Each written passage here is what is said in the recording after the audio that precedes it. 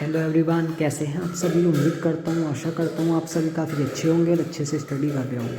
So class 12th का electromagnetic induction का ये लास्ट लेक्चर है, जिसमें हम लोग डिस्कस करने वाले हैं म्यूचुअल इंडक्टेंस। सेल्फ इंडक्टेंस हमने कर लिया था, क्या पढ़ा था उसमें हमने इस तरह से देखा था कि किसी भी इंडक्टर में किसी करंट के चेंज होने से या मैग्नेटिक फ्लक्स के चेंज होने से एक ईएमएफ उसी इंडक्टर में उस करंट को अपोज करता है। इस तरीके से हमने पढ़ा था। तो उसी प्रकार हम लोग म्यूचुअल इंडक्टेंस देखते हैं। ठीक है, बैक ईएमएफ होता है वो, है ना, ये सब देखा था हमने। तो चलिए पढ़ते हैं। The phenomena of according to which an opposing EMF is produce in a coil, यानी कि पहला कोइल होगा एक प्राइमरी कोइल और दूसरा कोइल सेकेंडरी कोइल। तो पहले वाले कोइल में एक ईएमएफ प्रोड्यूस होता है। किस वजह से प्रोड्यूस होता है? क्योंकि as a result of change in current और मैग्नेटिक फ्लक्स, क्योंकि करंट में और मैग्नेटिक फ्लक्स में चेंज होता है। कौन से कोइल में? सेकेंडरी कोइल में। निष्कर्ष क्या निकला?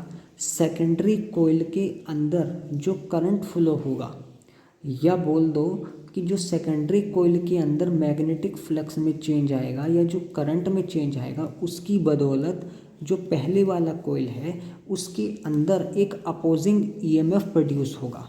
सेकेंडरी कोइल की वजह से सेकेंडरी कोइल के अंदर जो करंट फ्लो हुआ या जो मैग्नेटिक फ्लक्स में चेंज हुआ, तो उसकी वजह से पहले वाले कोइल में एक तरीके का चेंज देखने के लिए मिलेगा। ईएमएफ में अपोजिंग ईएमएफ प्रोड्यूस होगा, तो उसको बोल देंगे म्यूचुअल इंडक्टेंस। ये इसमें दो कोइल की आवश्यकता पड़ी थी, उसमें केवल एक कोइल की आवश्यकता पड़ी थी सेल्फ इंडक्टेंस में। ये है कहानी। ठीक है।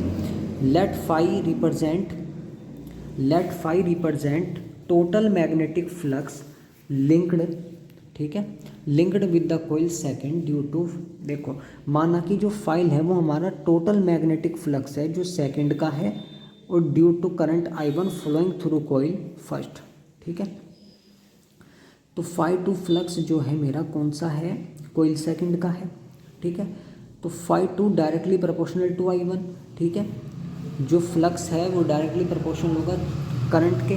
ठीक है, और यहाँ पे एक हम लोग क्वांटिटी ले आएंगे, एक कांस्टेंट ले आएंगे जो कि होगा m, जो कि m क्या है? Mutual inductance.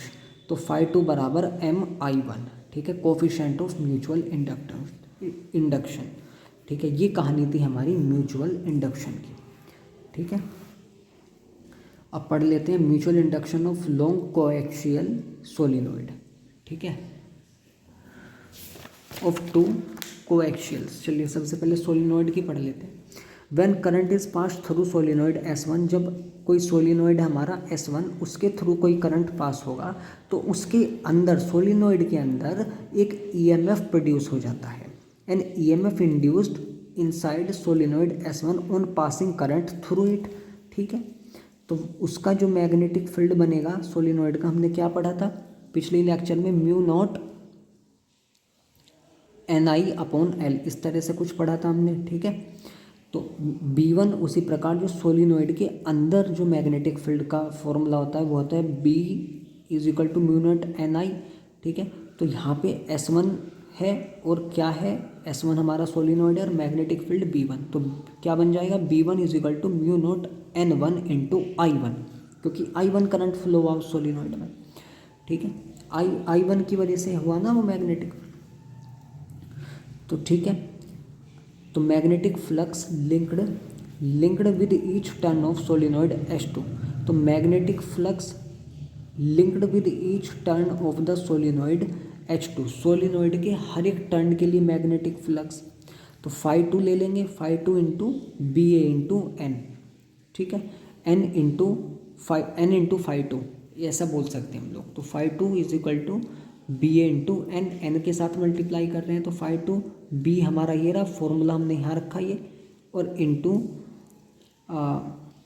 N2 × L, जहाँ पे हमने N को N2L ले लिया। ठीक है, तो N को N2L ले लिया और B की वैल्यू हमने यहाँ पुट कर दी, और A इसके साथ पहले से ही लिंक्ड था। ठीक है, तो φ2/I1, I1 को इधर भेज दो, mu naught N1 × N2 AL/M = mu naught N1 N2 × AL। Cross multiply या कैलकुलेशन करके ये आया हमारा। ठीक है, we can write previous equation, हम इस तरह से भी, अच्छा प्रीवियस ईयर देखो, प्रीवियस इक्वेशन हमने क्या पढ़ी थी, m is equal to mu naught n1 n2 al, इस तरह से पढ़ी थी। तो पिछली इक्वेशन को हम लोग किस तरह से लिख सकते हैं, m is equal to mu naught n1 तो n1 upon L, n2 n2 upon L, इस तरह से लिख सकते हैं, और al ऐसा का ऐसे ही। तो इस l से ये l कट गया, तो क्या निकल के आया result, m is equal to mu naught n1 n2 a upon L. If core of any other magnetic material is placed then, अगर कोई किसी दूसरे मैग्नेटिक मटेरियल की कोर को अगर वहाँ पे पुट कर दिया जाए तो फॉर्मूला बन जाएगा ये, जैसा कि मैंने आपको पिछली वीडियो में बताया था कोर वगैरह के बारे में। तो ये अध्याय होता है हमारा समाप्त। थैंक्स फॉर वॉचिंग, और नया चैप्टर हम लोग बहुत जल्दी शुरू करेंगे। Thank you.